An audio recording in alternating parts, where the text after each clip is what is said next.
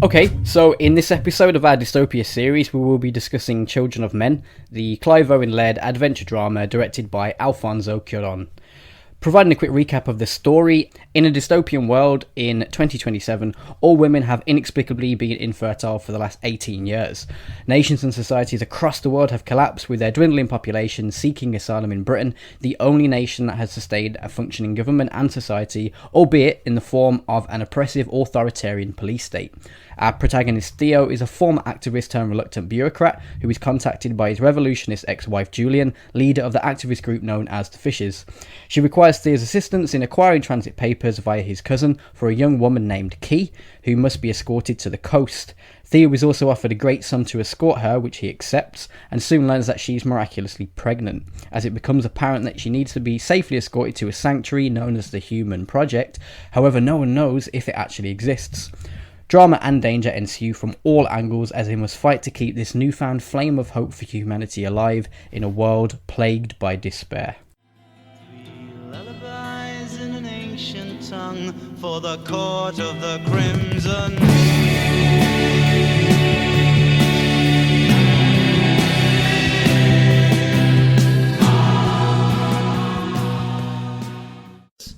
But you know, we sort of say, yeah, it's Children of Men. Children of Men? That feminist film. That piece of shit. No, I'm joking. That overrated. Yeah.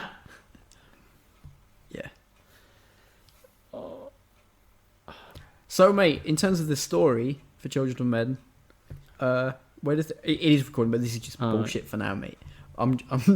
But for the story, where does it begin? What's the first? Oh, yeah, so the first scene is going into the shop, and things are being reported about the world.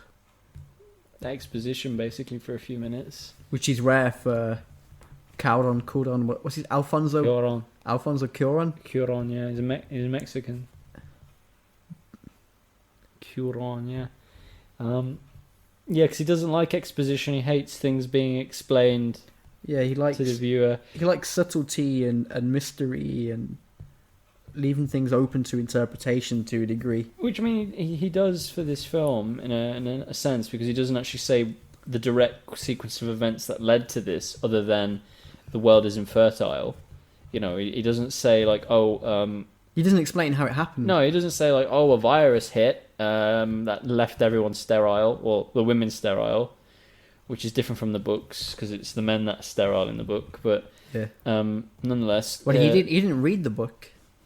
Of course, he didn't. He didn't read the book, mate. He just knew the basic principles and was like, right, I have an idea of how I want the movie to go. I don't want to detract from that. I don't want to derail my current idea by reading the book. So I'm just gonna now make the film based on the idea I have. Yeah, you can definitely tell. Yeah, well, I mean, you would know. I haven't read the book. I've only watched the movie. I have some criticisms with the book, and in some bizarre way, I sometimes think I like the film a bit more as a whole piece. Okay, yeah. But then there are aspects of the book that I felt were very strong. Mm-hmm. And I think the failing of the film is purely held in the fact that Cuarón didn't want to linger too strongly or have too much of Christianity running through it, or like, as he put it, dogma, I believe. I read an interview that he gave where he was talking about the book and how he understands that Christianity is laced quite heavily through it as part of like its core theme. I mean, Christ, the title itself is from a psalm.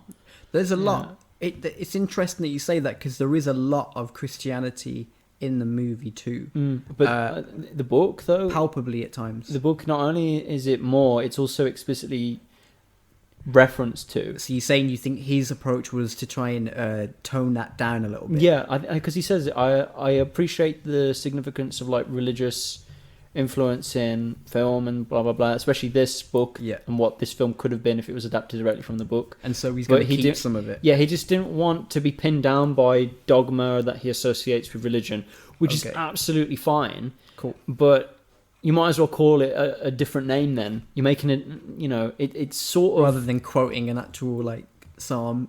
Yeah, But I guess that, I mean, if it's arguably a movie adaptation, even though he hasn't read the book, maybe he wasn't even at liberty to. Like, I don't know how...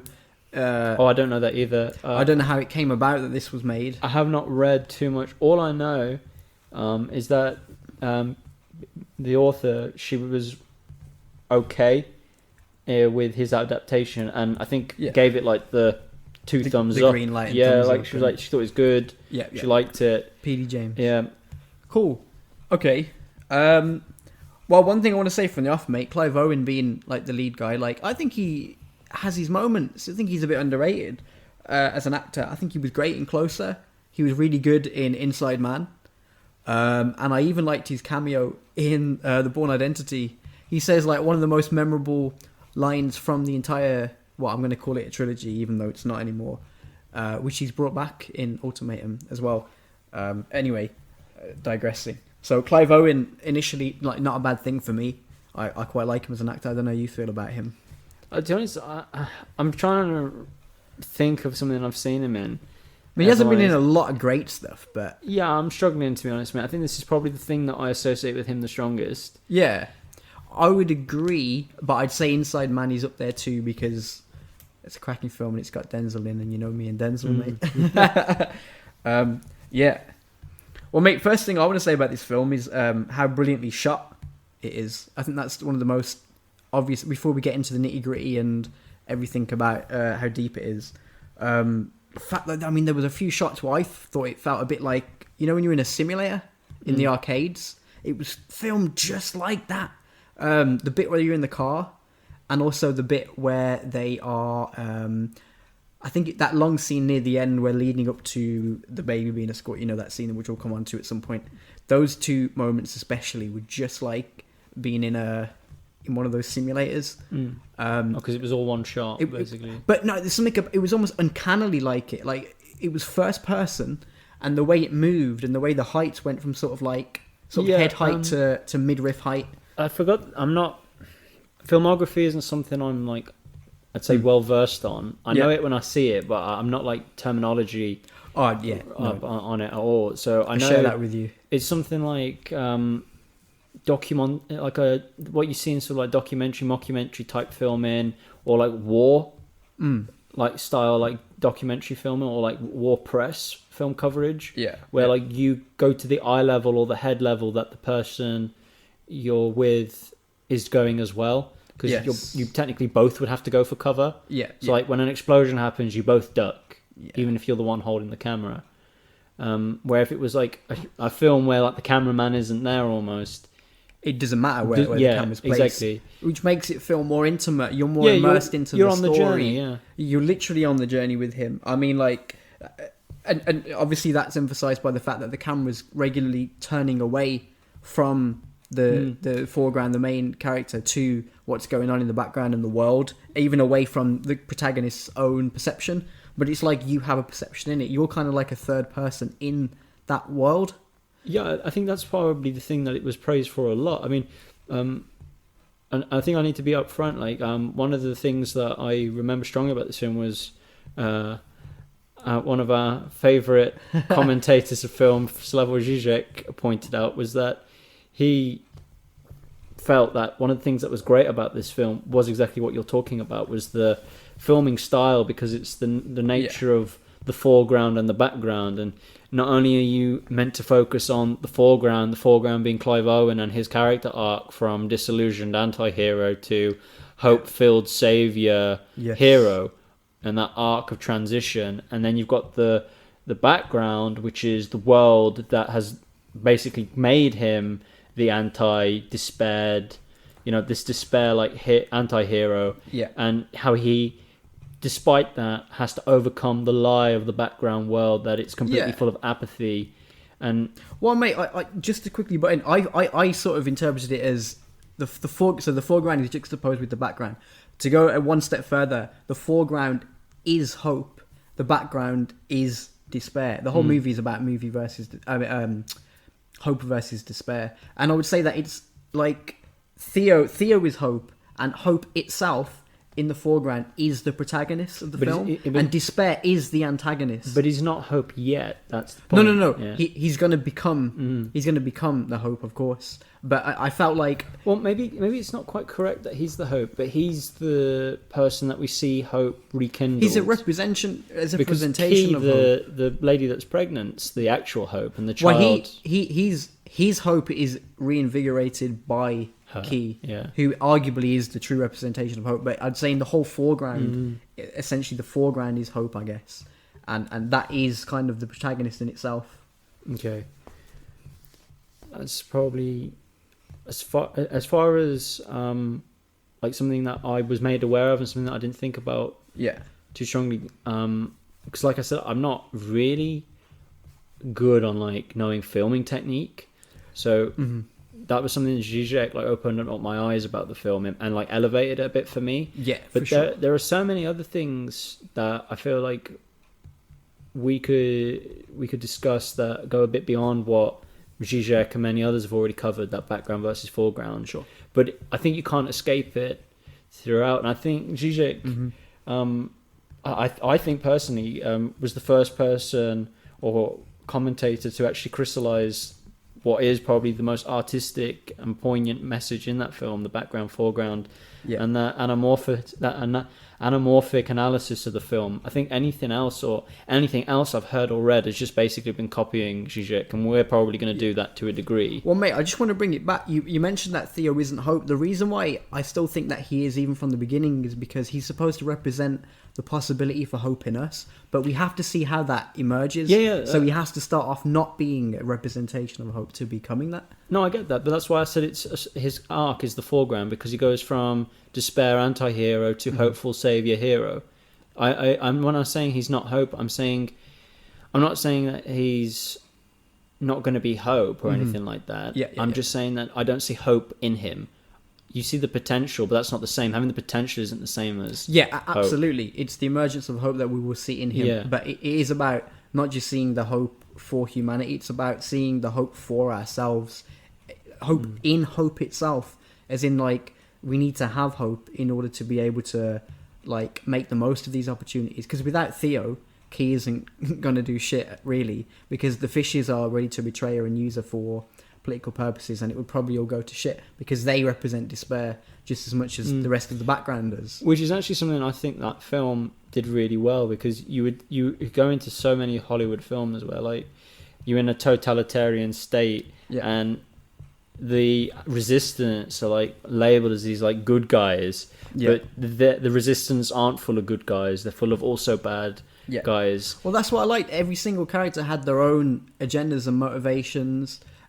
Every single character, including the main characters, were all flawed. They all had their nuanced characteristics. And as we've said, Theo didn't represent hope at first as such, because he's such a flawed being. Like, he's so resigned to the meaningless of life at first. And I mean, that's probably almost the brilliance of the opening scene, if you think about it, because it's very hard to crystallize the arc or the message in a film in just the opening scene. And that scene, automatically you're introduced to the world. You're introduced to the world that you're in is a world where women can't bear children anymore. There hasn't been a new child born since like 1994 or something. And 2009. Oh, right. It's set in 2027. Oh, right. So yeah, it's 7 years from now. It's in the books actually that it's 1994. Is it? Yeah. Cool. Sorry, I missed the dates up. That's Salmon. But point being is that they both start the same, and that the youngest person, the last person, dies. So the youngest person at the start of the film. Yeah, and they arguably also represent the loss of hope and stuff like that. Like the loss of legacy, the last remaining bit of legacy, and whatever. Yeah, for sure, man. And then he's just like completely apathetic to that guy's death. He's like, well, he was a prick anyway. Gets his coffee, leaves, and his apathy ironically saves him, because that cafe then gets like blown up by the government, but Yeah. they think it's the fishes and It's one whatever. of those moments in a film when you can say, "Oh, if he'd have just stayed there for a few more seconds, the entire movie just credits roll after the first scene."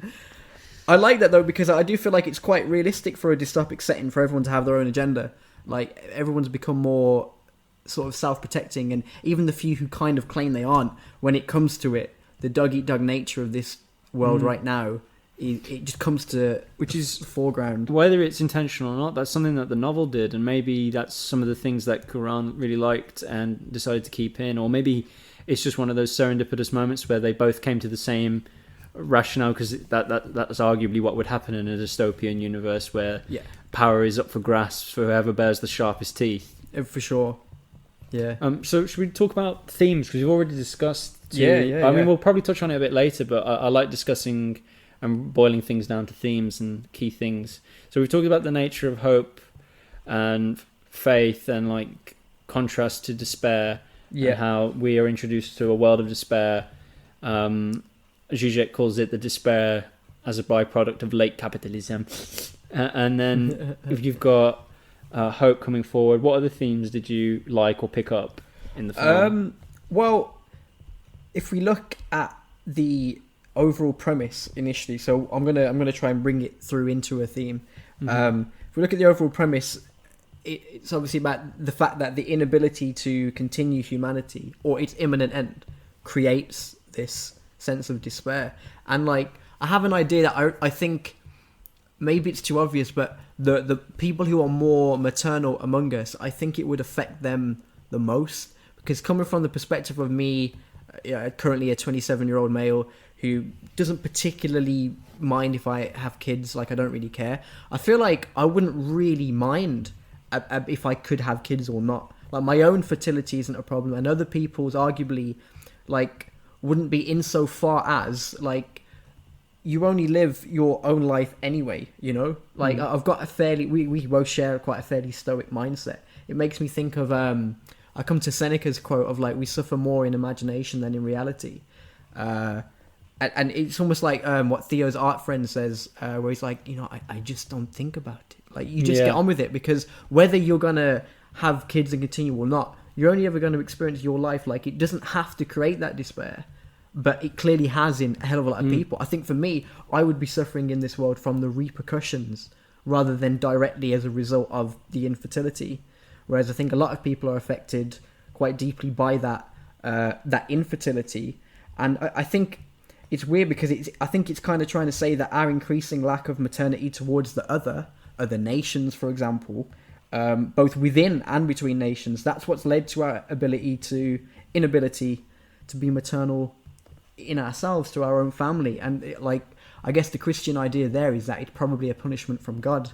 That's what a prevailing theory seems to be, that you haven't shown this maternity for others, so why do you deserve to have the capacity for giving birth and bringing up a family, and paternity involved in that too. I mean, that is kind of why the book and the film is called Children of Men.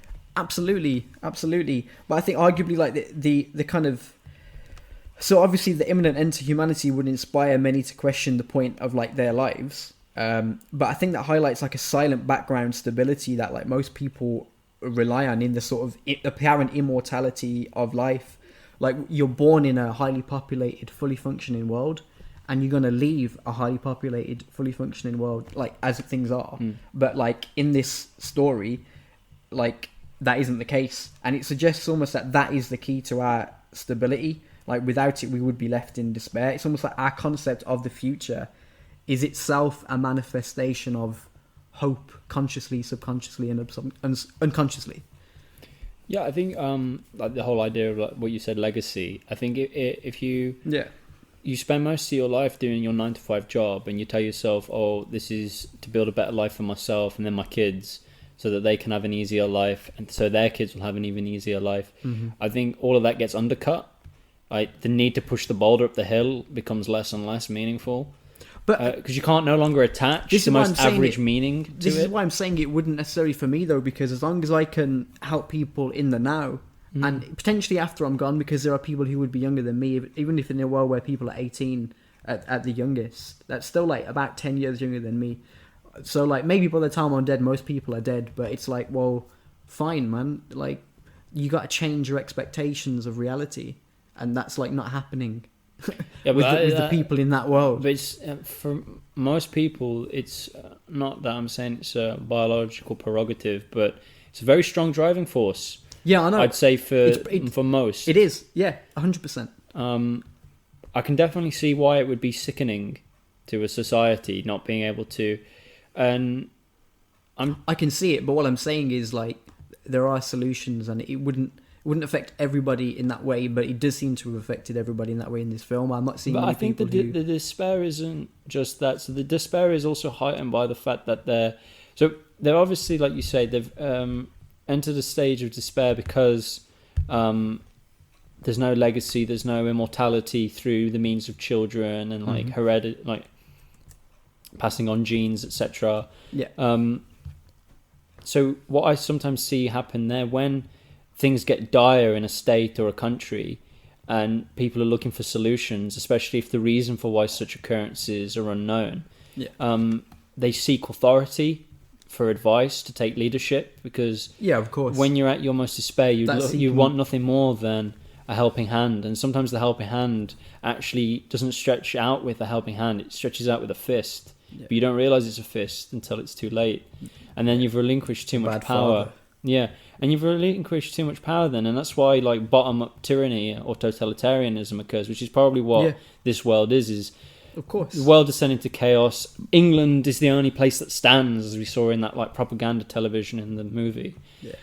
So like of course loads of refugees want to come, and then it's like, because you've relinquished the power to probably in most cases a right-wing totalitarian state, which have got like very strict notions of purity, borders, and regimentation, the idea of police state in this case, right? Exactly. And I mean, in the book they give you a hint to how much of a police state it is, because the leader of England is called Warden.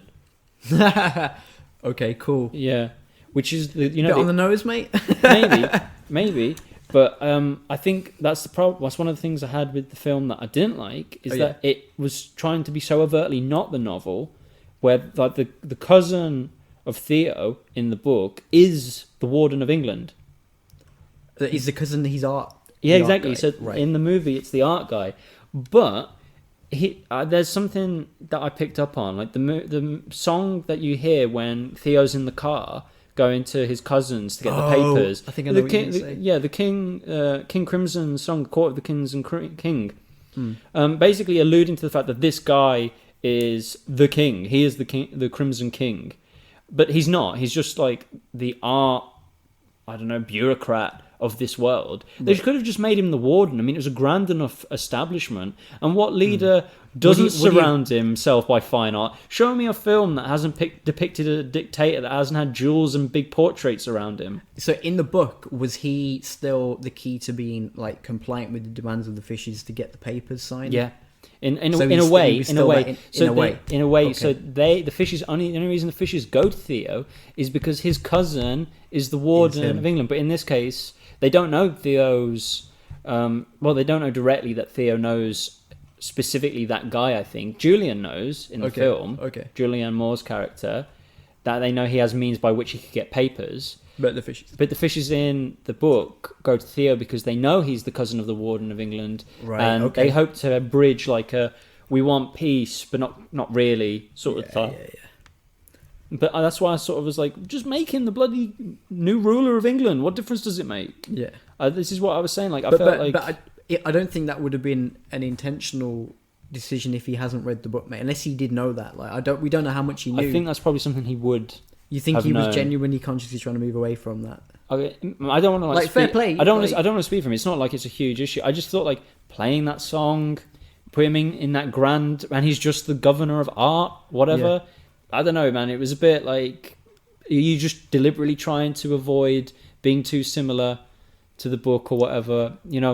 I just didn't like it. I mean, I liked the whole art thing. That to me, great. That was great. I mean, separating fine Western art because it's all Western. There was nothing in there that I could see that wasn't Western. Yeah, King David, not King David, Michelangelo's David, even Banksy's. Banksy, The Picasso. You know, it was all Picasso. And you know, you've got that reservoir of art that no one can appreciate but him. So it's pretty much pointless. Only he's the one that can enjoy it. In this massive, like, spacious bourgeois building, where pretty much, I think it's the only scene where it's like that, because pretty much anywhere else you look, it's hectic.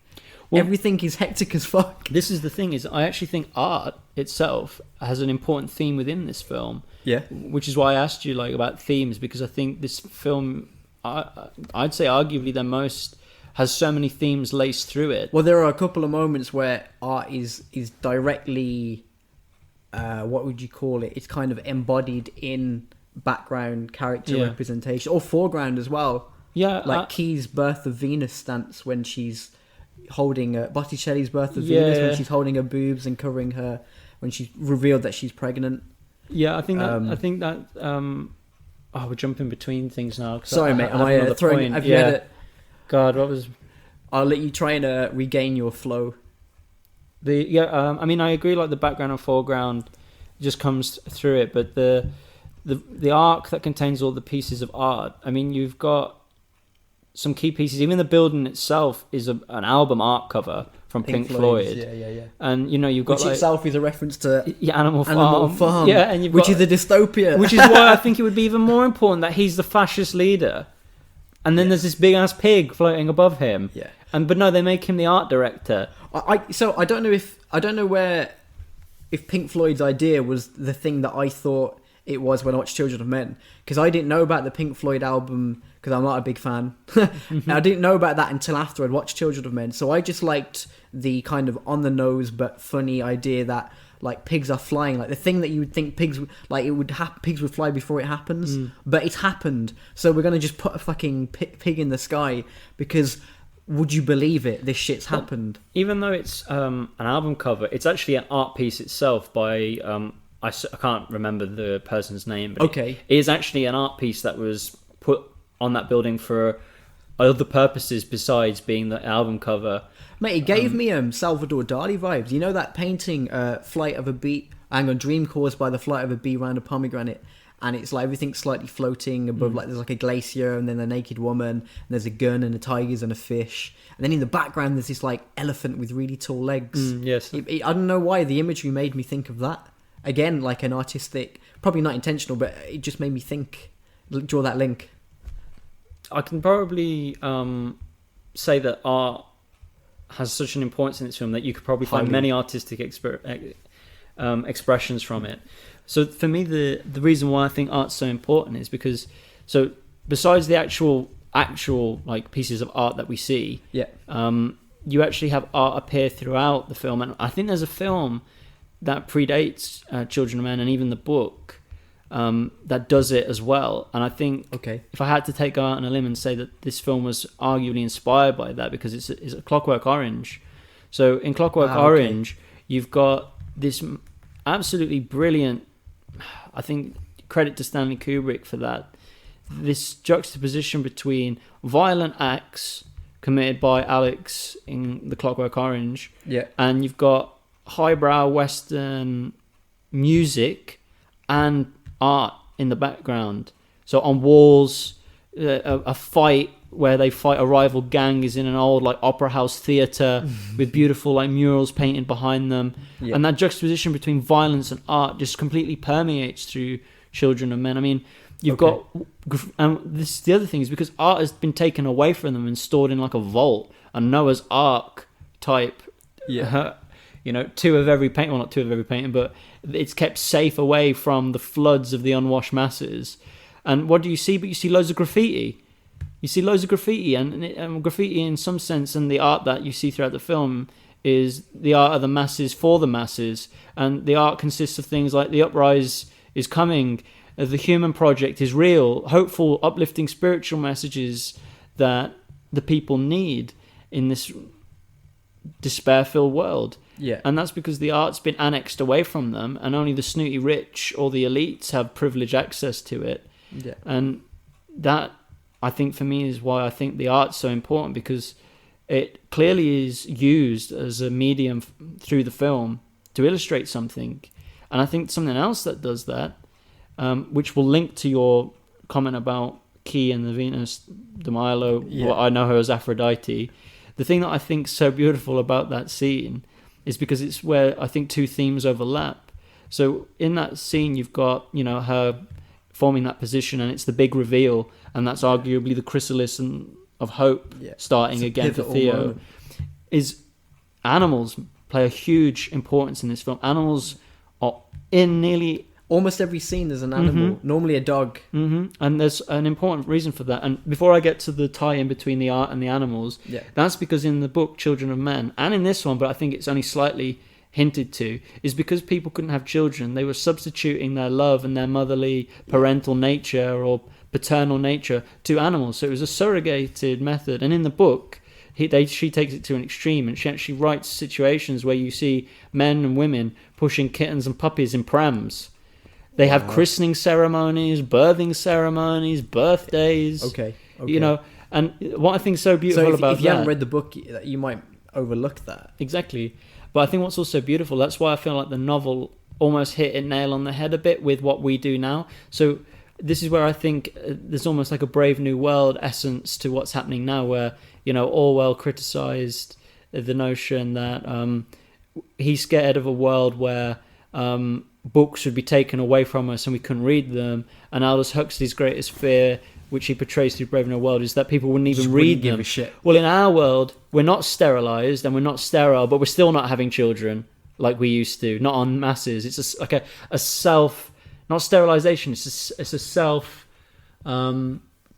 What's the word? Self-fulfilling prophecy? No, not self-fulfilling prophecy. Like, it's not a self-sterilization. They're just choosing not to have children. Self-sabotage. Like self-abstinence, or whatever you want to call it, where they're just we're not procreating by choice. Like, no one's burning it or taking it away from us. It's not by choice, though, is it, in Children of Men?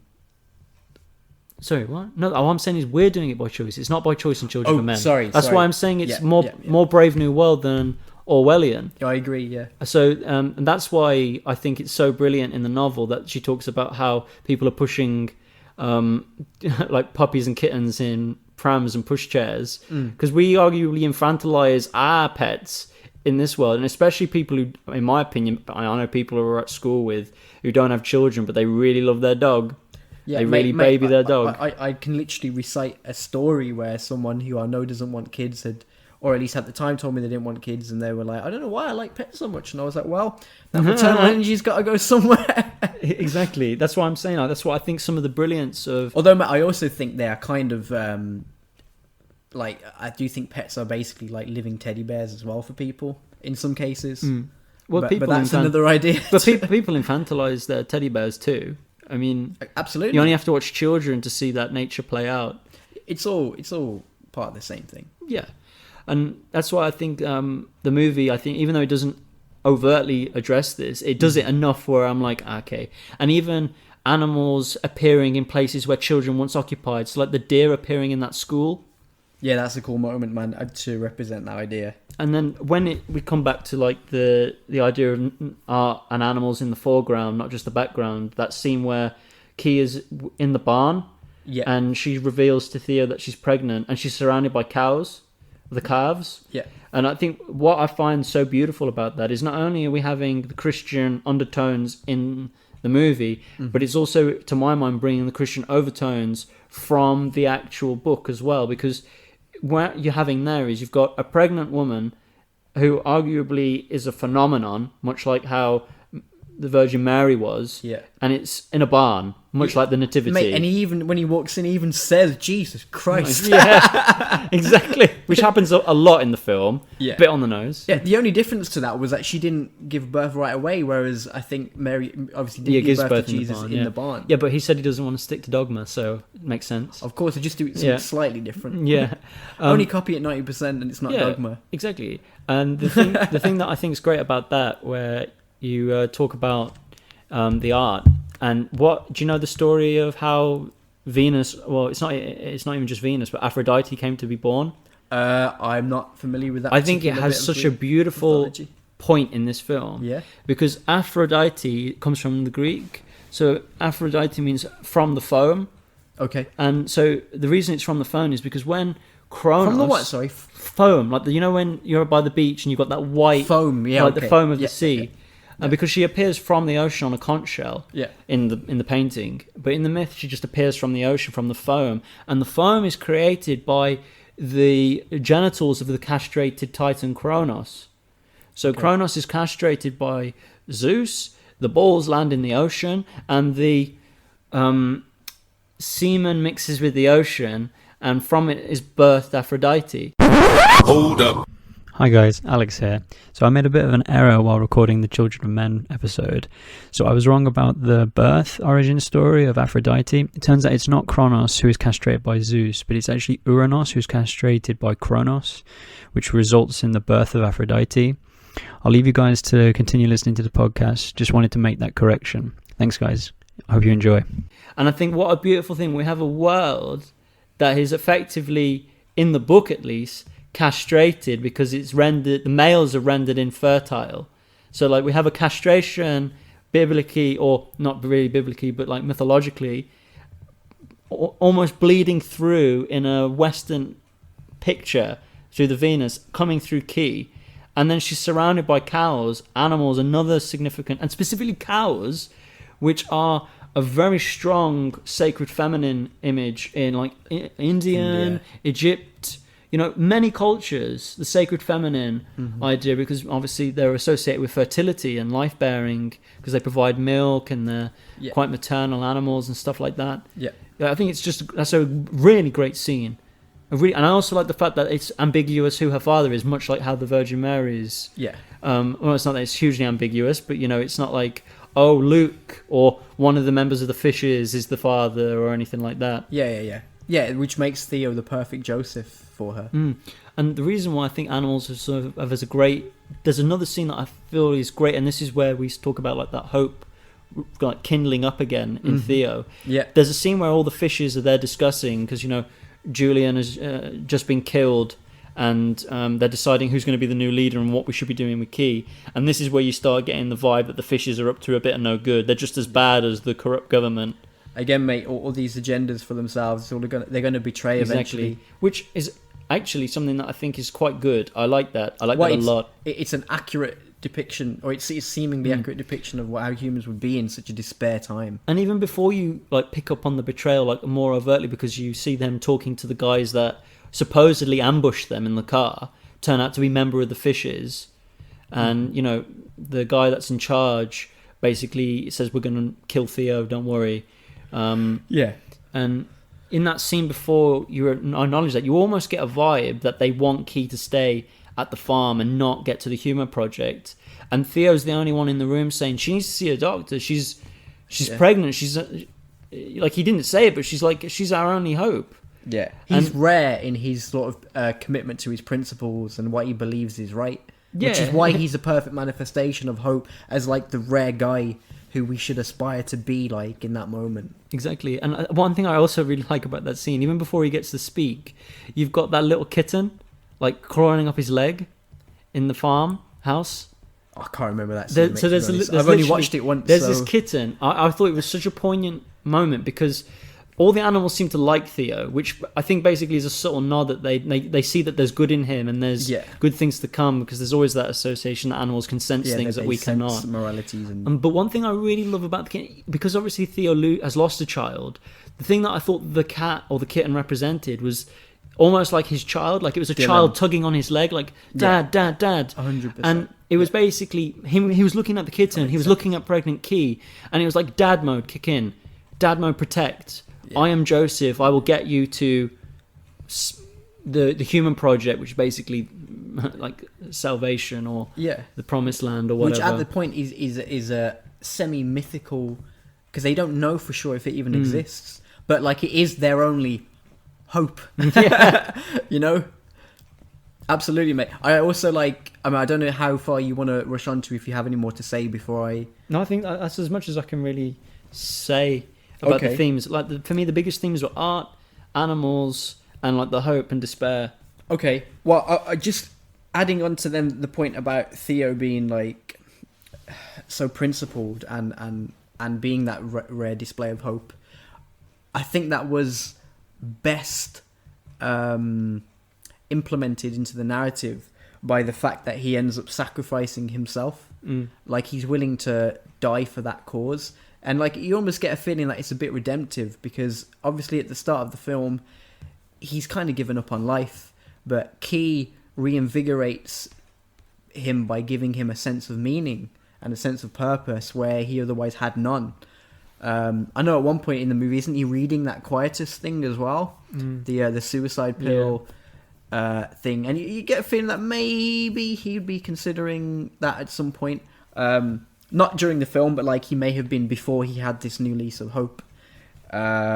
So I think sacrifice is absolutely essential if you're going to try and depict something where there's so much despair of this severity. You know, you need to have some sacrifice, and it's not the only one as well. Obviously, Miriam, is it Miriam? She sacrifices herself by she feigns like a weird manic moment and then goes into that camp. Which, by the way, mate, I didn't know this, but I did a little bit of research, and there's a bit of music playing, I think, when they're in one of the concentration camps, and it's German. And the bit that you hear, like translated, is "Work will set you free," which is a message they had in Auschwitz. Yeah, well, I mean, so that just is arguably a very, very overt message throughout the whole thing. Is like, I thought it was a nice little throw in. There's also a bit near the start where another reference to Orwell, 1984, where Theo works, and it's called the Ministry of Energy. I was like, yeah. Being a big fan of 1984. So yeah, that was cool. I thought it was a really nice touch at the end where Theo dies, because it's like he's completed his journey, he's achieved that heroic arc, I guess. And he also ends with, he's able to offer that parental advice at the end, where it's like he's getting that closure for his lost child. I can be a parent one more time. Exactly. It's closure for him. And then the fact that she's going to name the child Dylan is like his reward. And it's so cool that he gets to win in the end. Like, he dies, but I mean, how do you want to die? And in that kind of world, how best to die than have all that meaning suddenly given to you and completed? Like, it closes a chapter right there. I think that was a really, really nice touch. And maybe your name goes down in the new legacy that we're born from the new age. If there's a possibility for children to be born, that means that legacy can start again. Well, it's like Maximus Decimus Meridius said, mate, what we do in our lives echoes in eternity. Exactly, and I think the fact that his child's name also is going to be carried down is he got a glimpse at something that someone hasn't seen for years, and that is legacy. Yeah, which is probably why, not that I'm saying he drifted peacefully in his demise, but I think he arguably is one of the few men or any humans at that time that got anything remotely like that in what was 2000 since 2009 that they had the last child born. Yeah, absolutely. I have to say as well, mate, the bit at the end, because arguably the whole ending of this movie is effectively the beginning of, so you could say, his legacy and the rejuvenation of culture, potentially. Obviously, Cuarón wants to leave it open to interpretation, but there is like children's laughter at the end. It does seem to suggest that it's the start of something new, and like, because Miriam says that about the school, like you can almost hear hope the despair to hear come in as children's laughter dissipated. Yeah, and now it's coming back. That laughter will fill schools once more. Yeah, it was nice to tie that back in. Yeah. But mate, okay, so Winston Churchill has many, many quotes, and this probably isn't one of his best, but since I was a teenager, it was the first one I latched onto and I've loved, and I have to bring it in here because it's no movie embodies this sentiment better than Children of Men. And it's the quote where he says, "Now this is not the end. It is not even the beginning of the end, but it is perhaps the end of the beginning." And I think that's perfectly demonstrated with this movie. Like, I suddenly was thinking about how this movie is the start, not the end. The ending of it is the start of something, and I thought, yes, it's embodied. So I thought that was just a little beautiful moment, just for myself. I think overall I like the film. I like it's a very good film. I think it's a good dystopian film. It's so close to us. It's so close to, like, I'm not saying that anything like that could absolutely happen, but there's enough in it that it makes it a bit more scary in terms of what, like a totalitarian state emerging. Yeah, that's definitely possible. Fertility issues, yeah, that's definitely an issue. I'm saying that it seems to be more self-imposed ones that we're currently living in. Yeah. But nonetheless, we're seeing versions of alike similar to it. It felt like it wasn't... People put in cages. I mean, that was a big topic in America. Still is a big topic in America. Yeah, with concentration camps and Yeah. stuff. But it also felt like the dystopia wasn't talking about the far future as much as other ones are. Like, it wasn't as speculative. It was very much talking about like a very, very near now, like soon, very soon. And it wasn't laden with loads of sci-fi technology or a complete like lack of that either. It was very much how things are. There wasn't much removed from it, other than the whole idea that suddenly, like, you know, no one's fertile anymore. Yeah. So that makes it more, you feel it more. You know, you feel like it's more relatable, it's more palpable, it's more understandable, because it's like the reality that we already know. Which is just further emphasized by the fact that Theo is kind of maybe a representation of what we could be or should be in that moment, at least in the second half, once he's reinvigorated with his hope. And he's in every single scene. Like, Theo is in every single scene, which I think just makes you... you're relentlessly on that journey with him. There's no pause.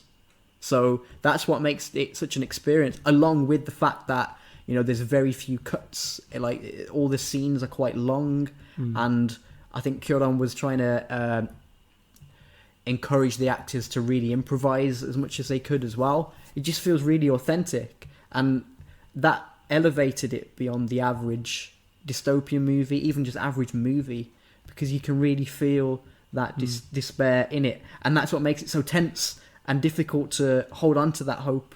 But you do, and it pays off. Yeah, even though, like I said, I've got some issues with it, because I suppose I sort of occupy probably a bit of a space where, because I've read the book, yeah, and not that it's like a snobbish thing, I just feel like there are some things that I really liked in the book that I kind of wish I could have seen a bit of in the film. It's a classic thing with book to movie. Yeah, and they're not even like huge things. They would have just been nice to have. Like the last generation that was born were called the Omegas in the book, and they're actually just bastards. They're like a very overindulged, privileged subclass of humanity, because they're like, you know, the youngest, they're the baby children of the world, basically, and they're such assholes. Like, there's scenes where they go around in like droves of gangs and they just like beat people up, and they're like the epitome of the old adage: if you treat a child like a god, he'll grow up to be the devil. and that very good. That occurs throughout the novel, and I think it's such a great, like, but it was quite, I think, a bit more savage in the book. They don't have, like, it's called Quietus still, but it's like a mass drowning ceremony of the elderly. Not you take the pill, the government mandate. Oh, no way. Only only of the elderly. Yeah, you have to be over a certain age. Yeah, it's only a certain age, and then only like. It's because only like the elite or the rich can afford like the retirement homes and stuff. Right. Okay.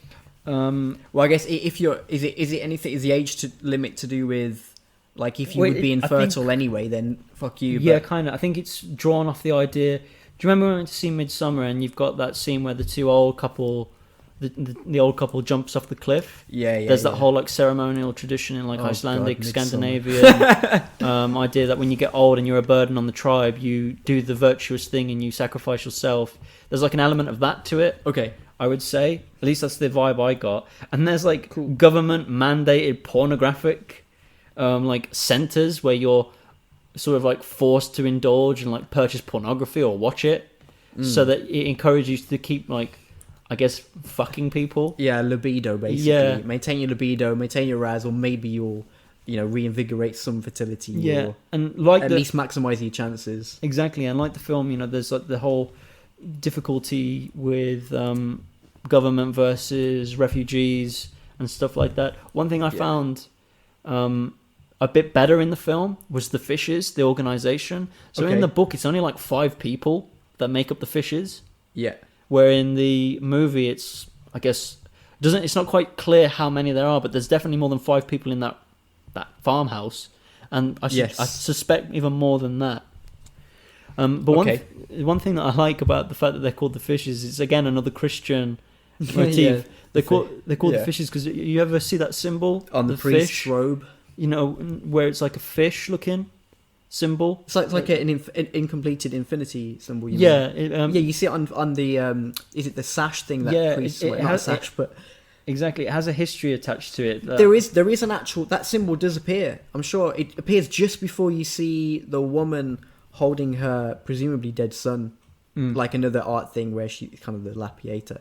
Yeah. But you see it just before that. It's on like a wall. That fish. hmm So that's because I think they're referencing the Fishes organization because it's because Yeah. Christianity wasn't Their always symbol. accepted in certain civilizations. So Okay. to identify with other Christians on like the DL, you would have this symbol, and it was derived from this notion of like so it's an acronym which is the Greek for fish, which is ichthys.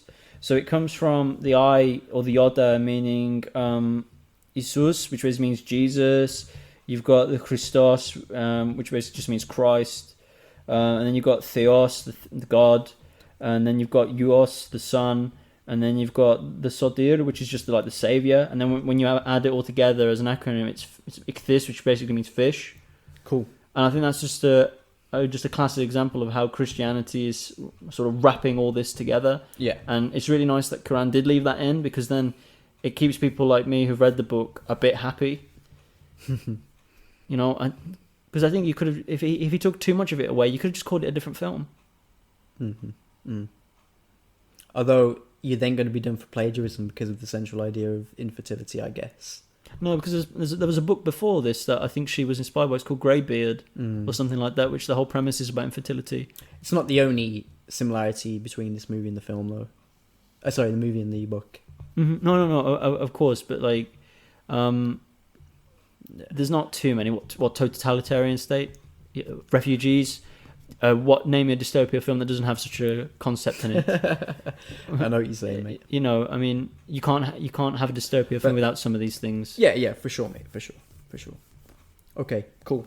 Mate, the only thing I have really to mention, just to give a quick nod to, just because we can't possibly overlook it, was that gobsmacking birth scene with the baby. Oh, right. How incredibly realistic did that seem, man? That blew me away for a film made 14 years ago. Like, okay, I know we're getting to a point where we're okay mid-noughties with our CGI, but still, mate, that was bonkers. Like, it just looked so real. And I bet there's a midwife somewhere that was watching it and was just like, no! But to be fair, obviously, so my girlfriend's a nurse, and she was saying how, like, everything, the way the baby was born, as if it was sort of like looked dead at first, and then he just starts coughing. Like, that is exactly, because I didn't know that. I thought, shit, maybe the baby's dead. Like, I thought, has it been stillborn? And then like I know, but apparently, you know, everyone says it's very accurate. Anyone who like knows what it's like to see a baby. I don't mean like it's like to birth one, but but it just looked phenomenal. That's one of the most impactful scenes for me. Oh yeah, it's a pivotal scene, arguably. I mean, it's like the Christ child's second coming for a lot of people. I mean, you got soldiers getting down to their knee, doing like the whole stuff. I mean, the cross and stuff. Oh no, that's when they're escorting the baby out. No, I get that, but I mean, it's all arguably it's a third act basically, and then even like you know, that guy that like smuggled them in, and then he's going to smuggle them out. Like when he sees the baby, he also then is like, Jesus Christ, you know, bit on the nose, but you know, hey ho. As if it wasn't enough that it's basically Joseph, Mary, and Jesus through Nazareth. Quran's like, no, I don't really want to get too much into the Christianity and the dogma, but bloody hell, but we're going to have like 84 references. Some of them literally. Oh, and I don't know if you knew this, mate. I know we're just going to wrap up now. Just to throw in, Michael Caine apparently based his sort of lovable hippie role on John Lennon. Oh yeah, because they were friends. Yeah, he based it on him, and like I didn't know that, but I could make the guess. I think that you said it. That's quite. I liked that idea. And I mean, Michael Caine, Jesus Christ. I mean, that was a great role. But it's quite nice that he wasn't the classic Michael Caine role we normally see. Like these days, he plays the same Michael Caine. You know, kind of like the slightly older guy who knows his shit, a little bit suave, but a little bit dark. You know, he's a little bit cheeky. But this was different, man. He was very, very flamboyant. Yeah, and I think the relationship that he has with his catatonic wife and the fact that it's alluded that she was tortured as part of her job as like an investigative journalist, I think isn't. And there's that whole flirtation of have they taken the quietus and stuff like that, but they don't. Yeah. They use the government's poison to kill vermin. He's a representation of hope because he's staying strong in that moment, you know? Well, no, but I think it's also beautiful because he basically is like a miniaturized version of what the government is they're using the quietus to kill the rats, and the rats are the excessive population of on valuables. Okay. You know, it's a beautiful... You know, you've taken the macro to the micro on almost a comedic scale. But he was definitely he definitely represented integrity, unlike the government, though, because like he stays his way till the end. Like he's been shot twice and he's about to die, and he pulls the same joke that got him shot, which led to his death in the first place. Like he might have got away with imprisonment, but he just again pull my finger. It's like, well, fuck, dude, fair play. That's the kind of man very few people, you know, could actually be. You want to be that. But you never really know you're going to be that in that moment when you're faced with death. Fair. I think pull my finger is a great point to end on, to be honest. I haven't got anything else to add, to be Neither honest. have I, mate. Happy to end it there. Yeah.